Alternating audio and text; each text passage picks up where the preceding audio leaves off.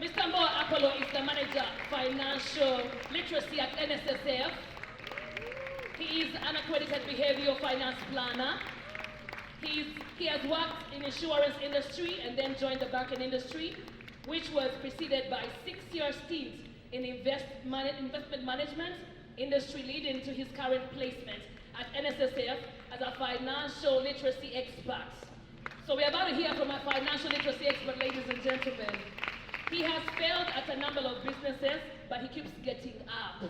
Woohoo! He has interest in real estate, in transport, agriculture, consultancy, and education business. Apollo is married to one beautiful wife, Fiona. They got 3 children. Listen to the names. They have a child called King, another called Gold, another called Crown, and that juicy bit, he loves the Lord. Ladies and gentlemen, this is our panel for today, so all eyes on them, and a better round of applause for all of them. Come on, people, come on.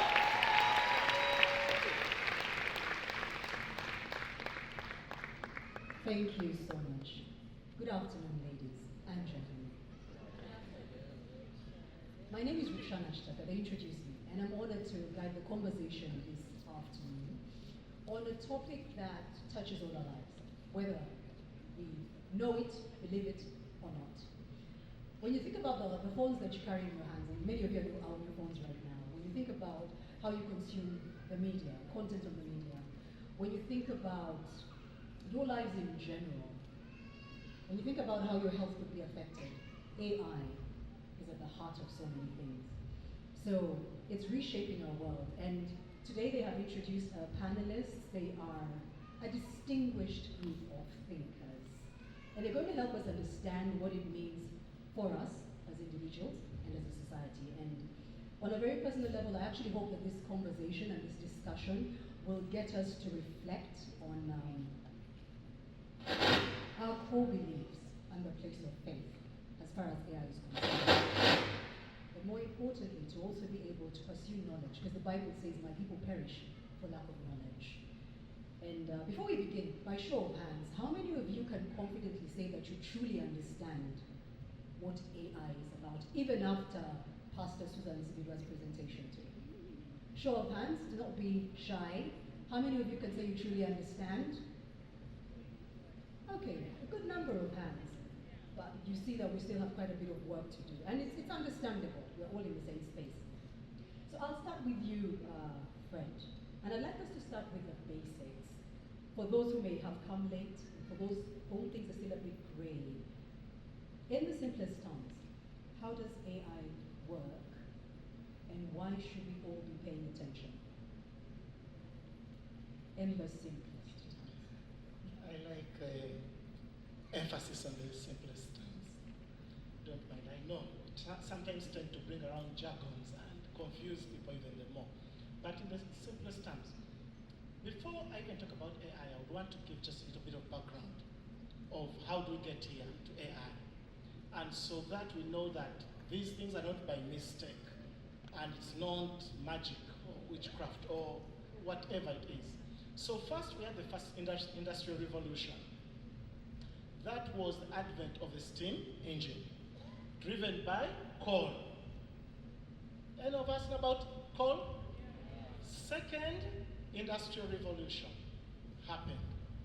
That was driven by, we had, that's when we got the combustion engine, around the second industrial revolution. So what essentially was being done in the first one was mechanizing labor. In the second one, they're trying to mass production, industrialization. And then you come around the third and you talk about electricity, oil, and gas. Those were things that were really driving the growth that was happening.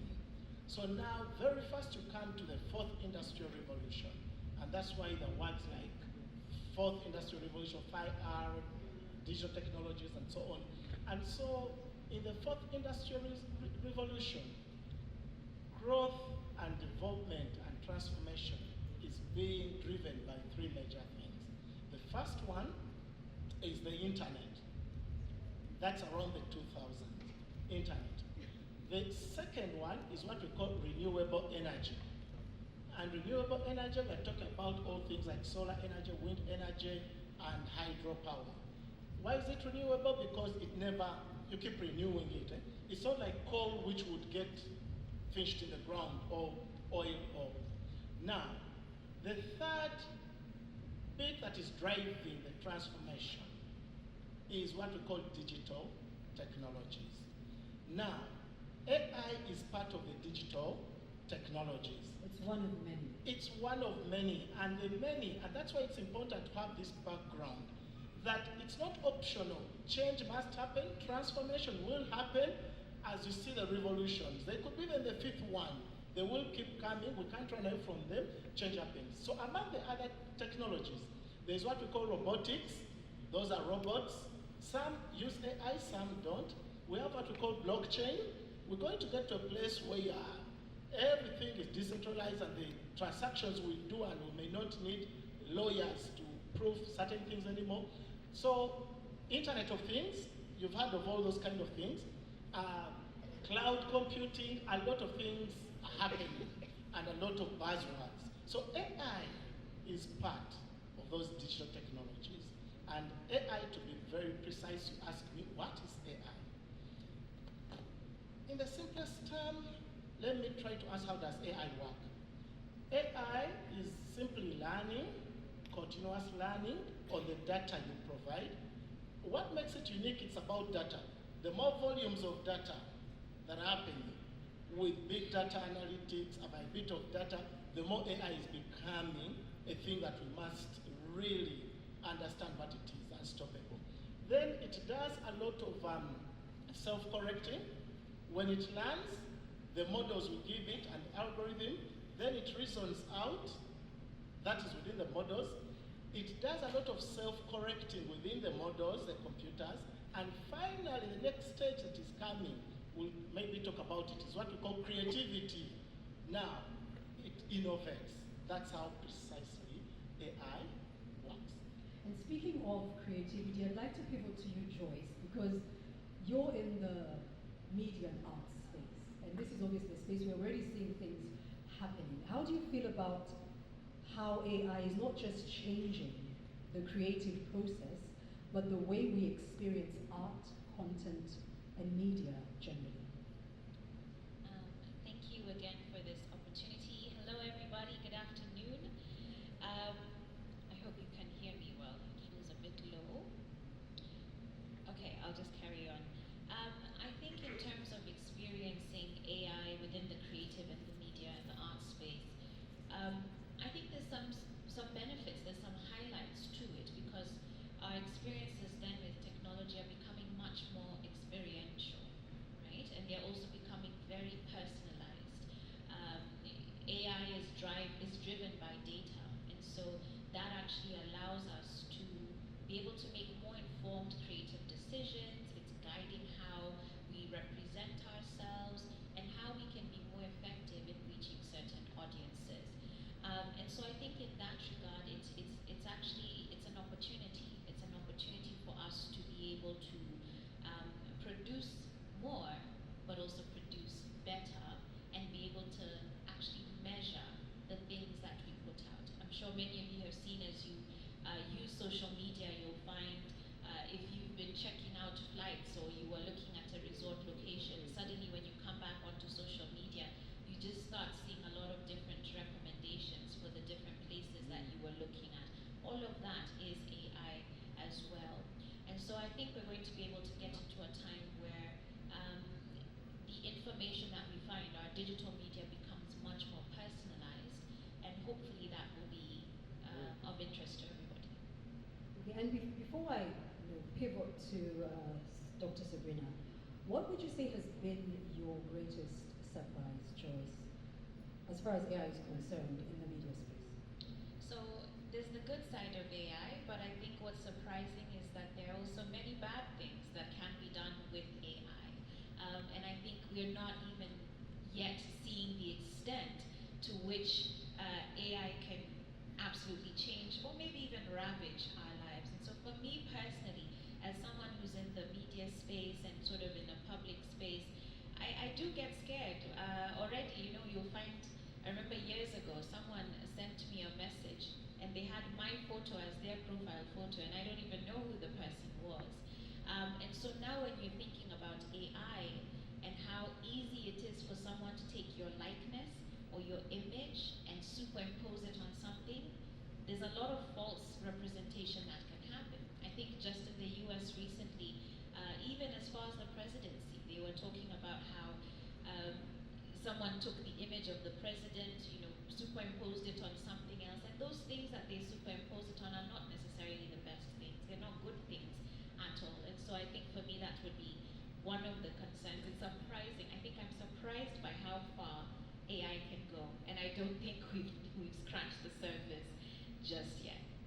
And Fred is laughing. And Fred, I'm going to come to you on the issue of security, because Joyce raised a very important point. And she's talking about images, but then there is the use of one's voice. It would be really sad if, for example, my voice was used for any other reason other than for what I'm supposed to use it for, and the issues around that. And we'll come to you, Fred, on that. And I'd like us to just briefly turn to you, Dr. Serena, the health sector.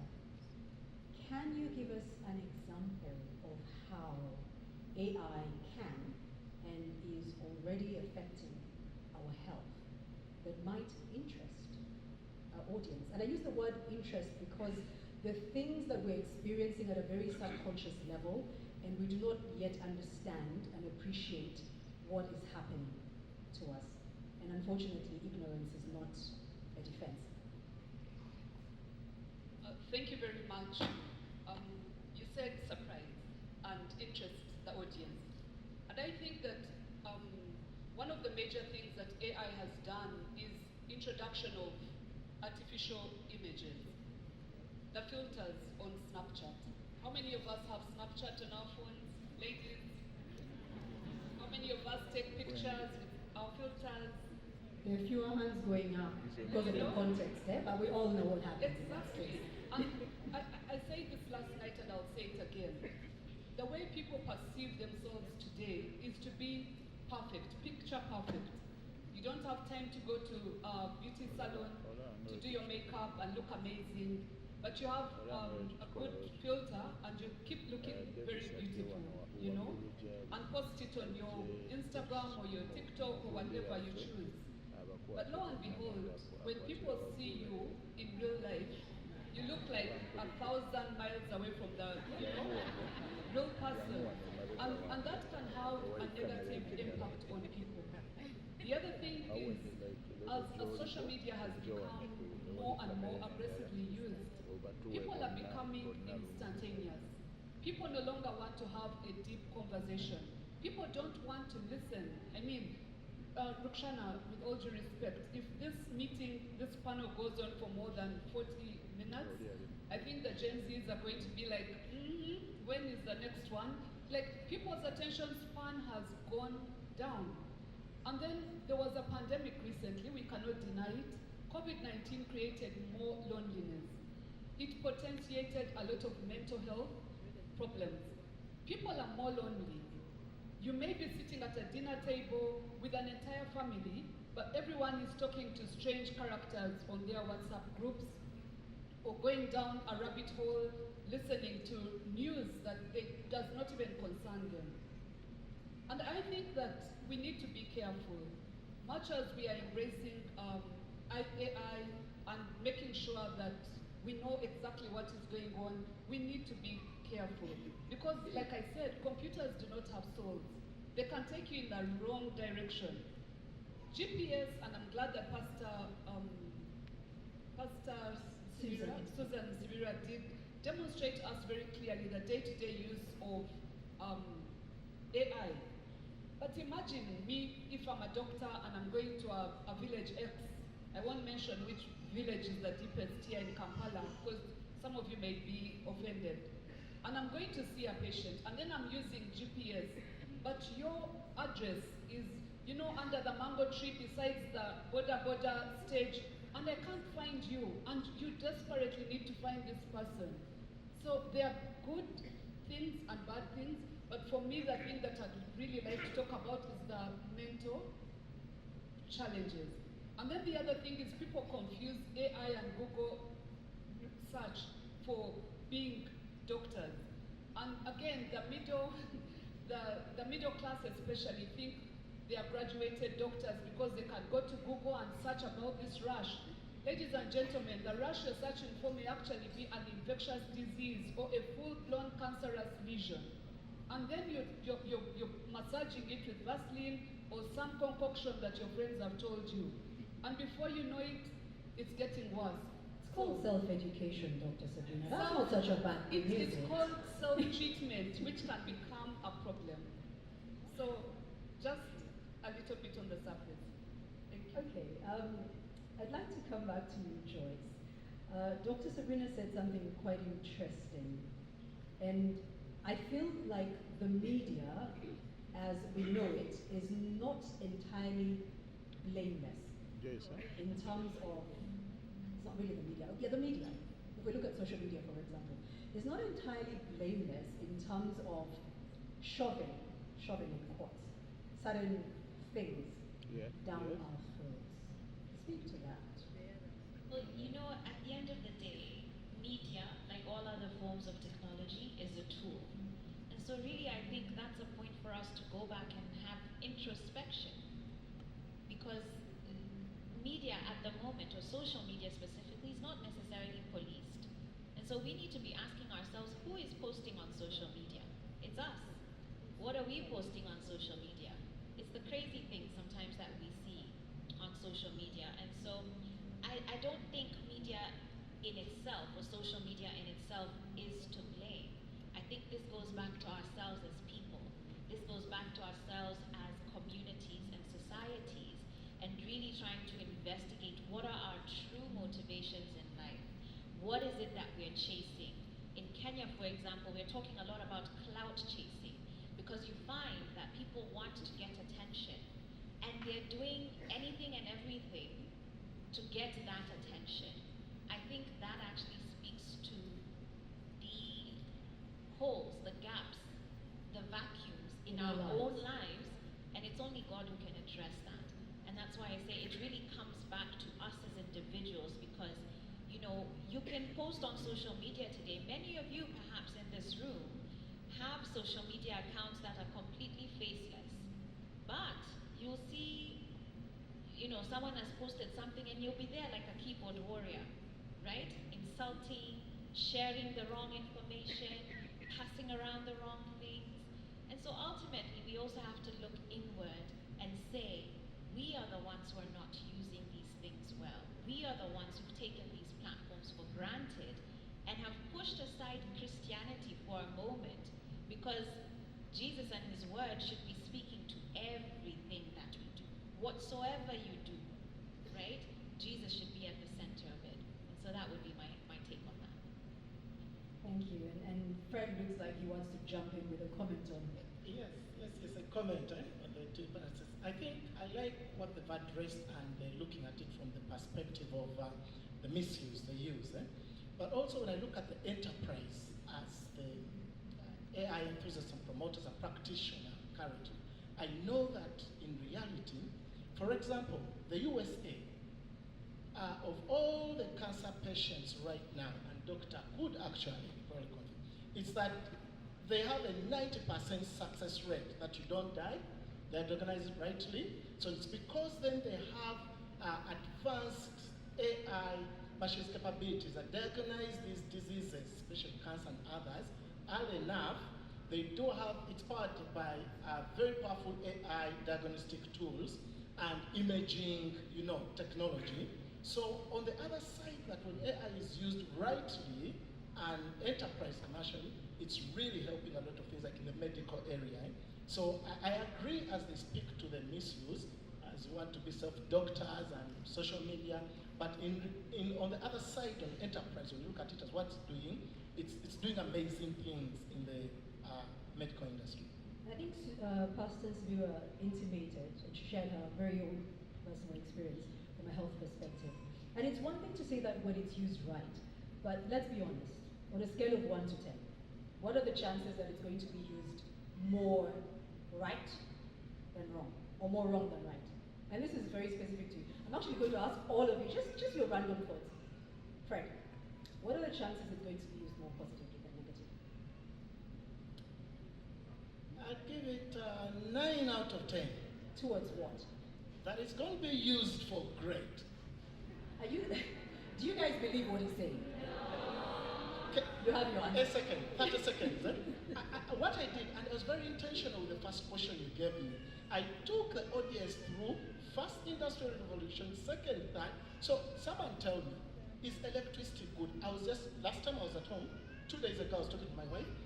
The Wi-Fi, TV, phone, fridge, cook, everything, I'm like, hey, electricity is really, eh? So all these inventions that keep coming, gas, oil, whatever name it, they're very good. It's just that regulations. Anyway. Dr. Serena. I'll put it at 6 Why? because I like that the glass is always half full. And the reason is this. Indeed, for me as a medical practitioner, AI has done a lot. Fred talked about precision medicine, and we know that things are progressing, and we know that even robots can now operate people. They can do a C-section. Robots can do anything, but robots have no souls. Robots can make mistakes. You cannot be the entire world in the universe that has the same nervous system. So whereas machines are learning how to be like human beings, they can actually make mistakes. I see Fred with a Fitbit, and I like people who are fit and with Fitbits. People with Fitbits on their arms, raise your hands. Yeah, good for you. But recently, I'll tell you, one of my dear friends measured her blood sugar, and it showed 26. But she did 26 millimoles per deciliter. That's like you should be in the intensive care unit. But because she was wearing this Fitbit, she didn't understand the importance of the value of that millimoles per deciliter. So a tool is as good as the user. If you have no knowledge, then you're as good as walking around like a headless chicken. So let us get involved and understand what the figures on those Fitbits mean. If your blood pressure on your Fitbit reads 220 over 100, guess what? The next thing is your heart is going to stop. And hearts are really expensive. I know only one person who has had 6 heart transplants, and eventually he died. Rockefeller. A heart costs over 1 billion Ugandan shillings, ladies and gentlemen.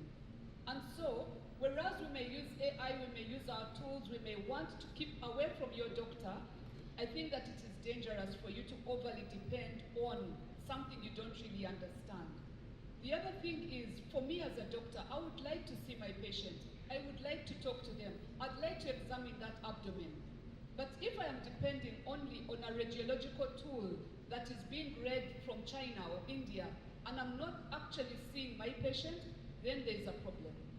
And dear friends, I urge you to let your doctor touch you, to let them know that it is you who is a patient, and not read lab results, MRI scans that are read by a doctor from I don't know where, or even a computer.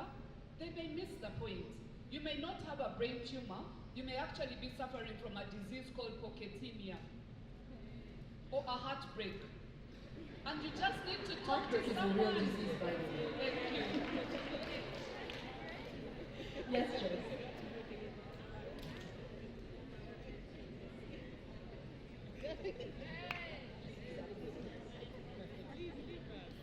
I don't know if I'm as optimistic as the good sir. Honestly, at the end of the day, I have to remember that AI, and it's part of what I was sharing last night for those of you who are here, AI is created by humans, right? And as humans, since the fall of man, we're inherently not good. We're chasing towards, the enemy is pulling us one way. That's why there's a war for the kingdom, right? For us to enter the kingdom of God.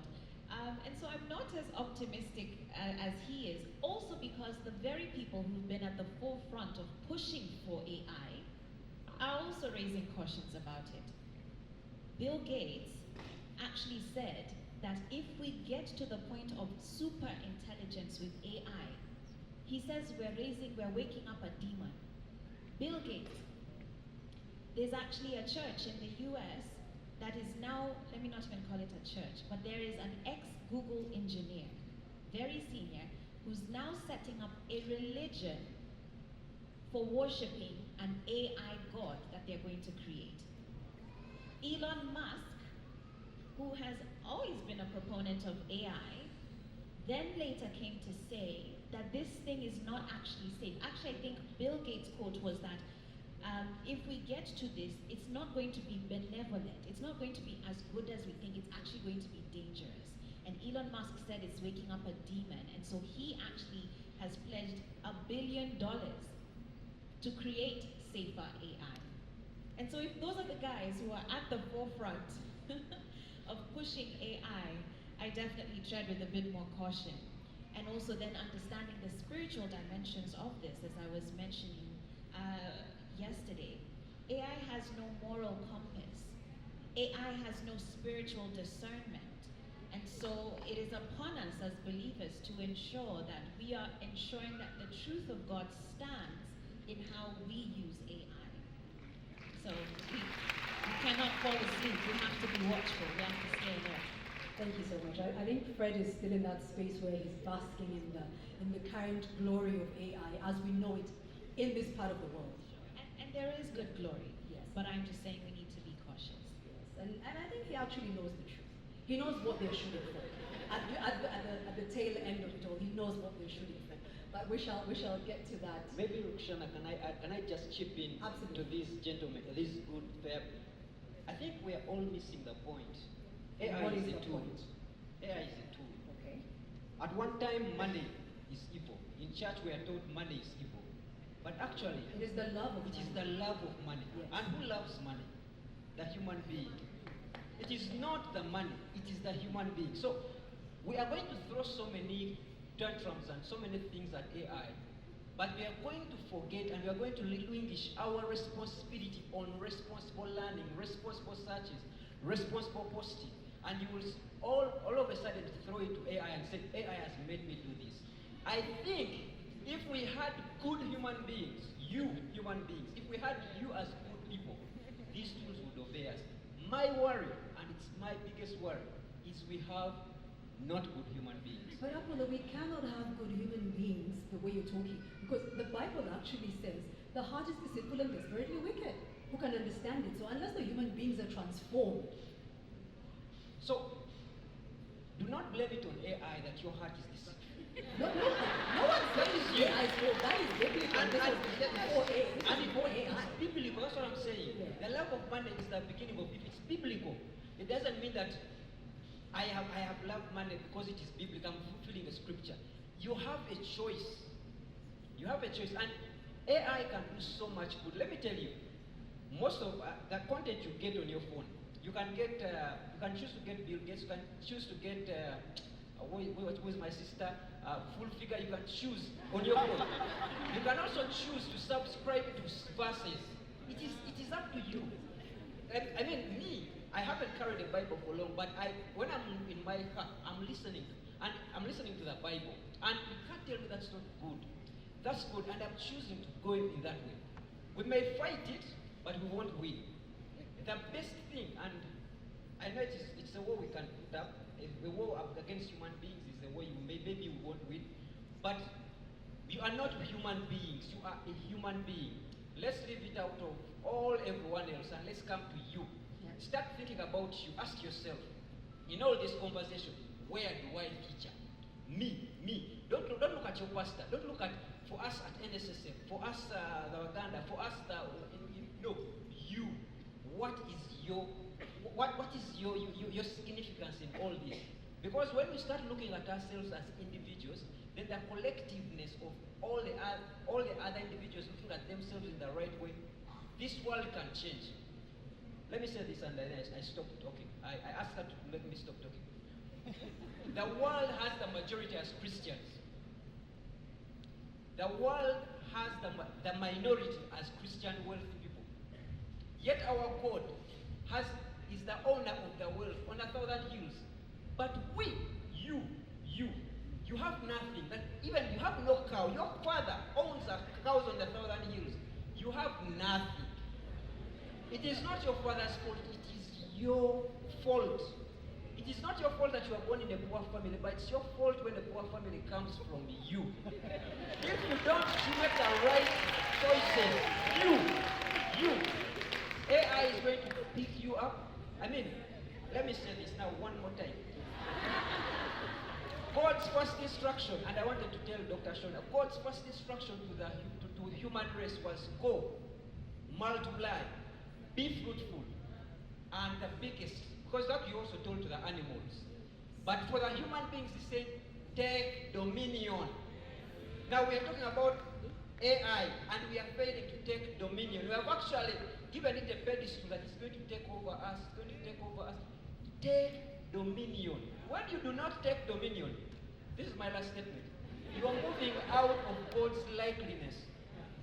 And taking dominion starts with thinking. Taking dominion starts with acquiring knowledge, which is actually why we're in this room right now. Dr. Serena.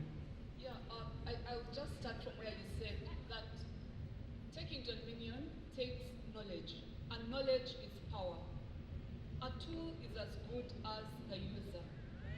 So let us be smart, let us be wise, and use AI ethically and professionally.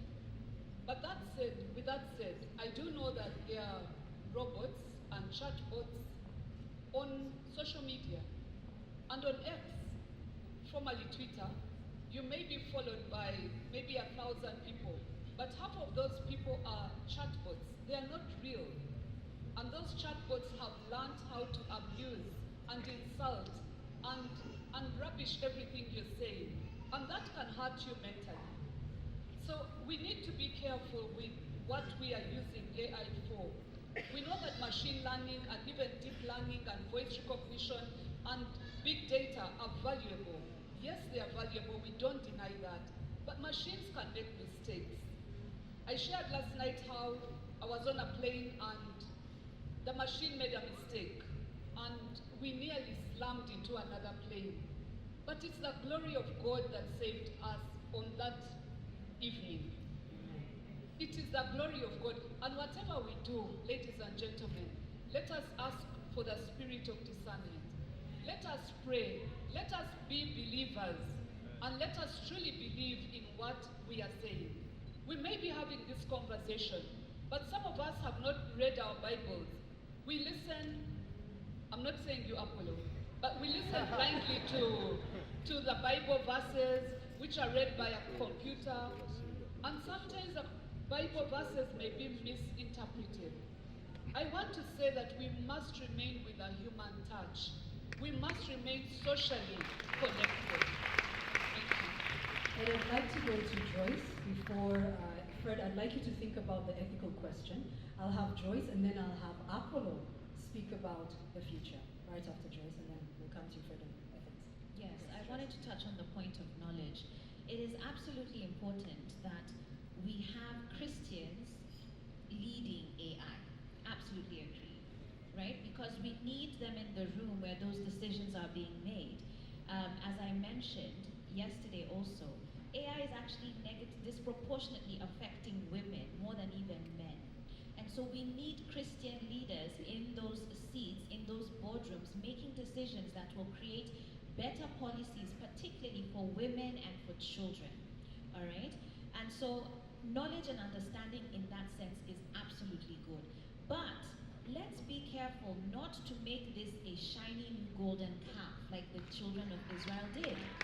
We must be careful that we're not just building a new Tower of Babel, where now God looks down upon us and just says, look at these ones, their own foolishness. They've celebrated their own foolishness because that's what the children of Israel were doing. And so even as you here are Christian leaders and you're in the marketplace, we need to be unashamed about saying, yes, we've had medical advancements. Yes, science is helping us accomplish this, that, and the other. But at the end of the day, we are not afraid, and we are very bold to say that Jehovah is Rapha. Jehovah is Jireh. And so we're not going to deny his power to do miracles because we've seen a scientific lab report. As Christians in that marketplace, we need to be vocal about saying Jesus is Lord. Yes, he has given us space to do all of these things, but he ultimately is Elohim and the one who holds all things in his hands, because he is the same yesterday, today, forever. Even if AI changes tomorrow, God is not going to be surprised by it. He is omniscient, he's omnipotent, and so that must be our reflection even in the marketplace. Thank you, Joyce. And I'd like to welcome Apollo right now. And when Pastor Susan presented early this morning, she was very clear that the cheese is moving. It has already moved in certain spaces, the cheese is moving. But she also spoke about the importance of and how we can actually remain relevant even as the cheese moves. And I'd just like to get your thoughts on how we can prepare the workforce better for the change that is already happening from a security, financial security perspective. Just do share your thoughts on that as each one of you prepares their partitions. Thank you. Definitely the cheese is moving. And the cheese has always, it hasn't just started moving, it has always been moving. Don't get alarmed, but if you are not in the room, I think the Waganda used to say, if you are not in the room, things will not happen to you. As AI and machine learning and digital things come in, let me speak as an entrepreneur, we will have less use for bodies, human bodies. If your only role is to be a seat filler, I will have less use for you, because there is a machine that can do what you are doing without having a healthy break or moods. So it's a reality. As a business person, and with a business that I want to I want to break even and I tithe in church, I would want to bring my expenses down. So what will happen? I will look out for the persons that are useful to me. Now, how do you prepare for this future? And allow me to say this, and I will go back to it, because for me, I think I'm obsessed with that. Personal responsibility. They are not going to, you don't outsource personal development. How do you remain ahead of the curve? That yes, at NSSF, he has built a chatbot. The chatbot imitates me, it imitates a number of very popular speakers, everyone. I've actually helped him build something that will take me out of the job. But how do I make myself more productive, that even with this machine that works 24 hours, I am still called and sit on this panel? I will not sleep. I will keep thinking of many other ways. How do I remain relevant?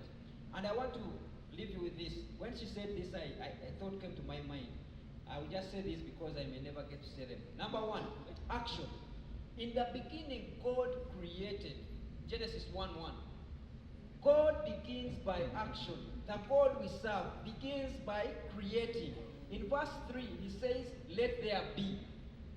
God starts speaking after action. Most of us have started speaking before even we create a single something. You are speaking over your workplace, but you have not woken up early to go and serve at it. I speak promotion, I speak this. He's saying action, then speak. You want to remain relevant, AI won't take you away. He has built something to take me away, but I am in action. And I can tell you, next year you will invite me back with my bot, which is even more intelligent, but I will be the one to sit in this chair. Number 2, be fruitful. Again, that is action. Be fruitful.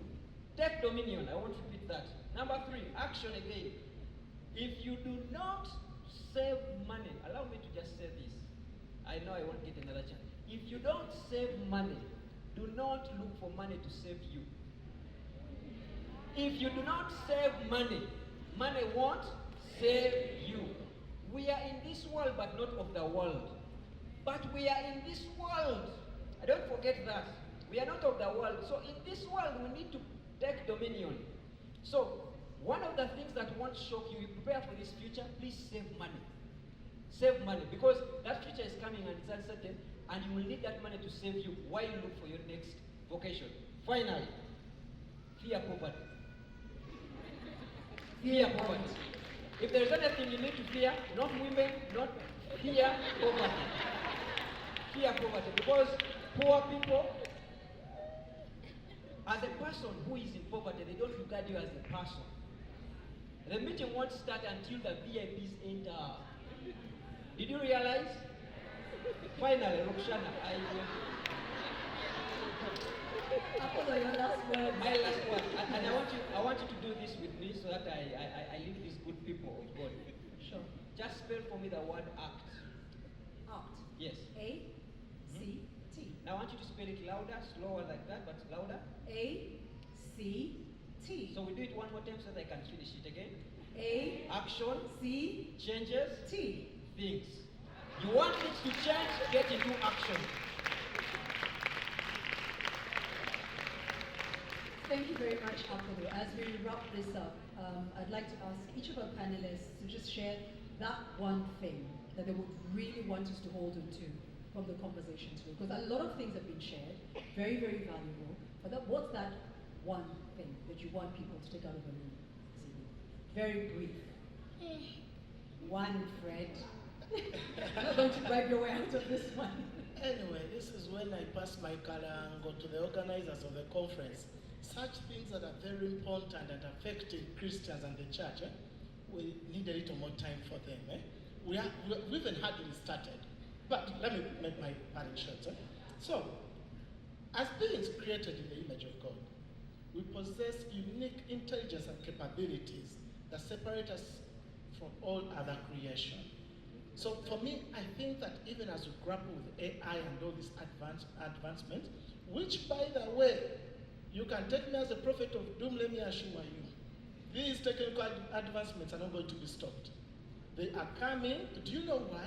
It's because human beings are creating them, and it's a gift inherently given to us by God.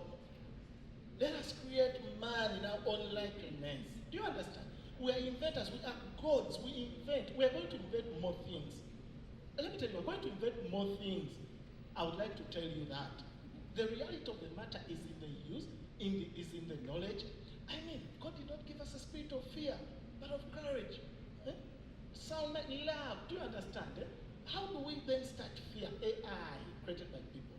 I think that for me, what we need to do is to embrace and invest in knowledge, the way the ladies are saying, use it for the right cause. Guys, internet has preached the gospel to everywhere. It has made the gospel reach everywhere. Fulfilling Matthew 28, 19, 20. What does it say? Preach the gospel to the very end. You understand? And how do you meet nations? No, can I allow me on this one? So even when we say this, AI and all these technological advancements have too much good for us. My only call to all of us in here, like Apollo said, embrace learning, embrace change, transformation, because how does AI beat and do all these things? It's learning, continuous creativity. We are just in our... Thank you, Fred. No, I cannot let you continue. I'm terribly sorry, because we have another speaker that's coming up, Dr. Serena.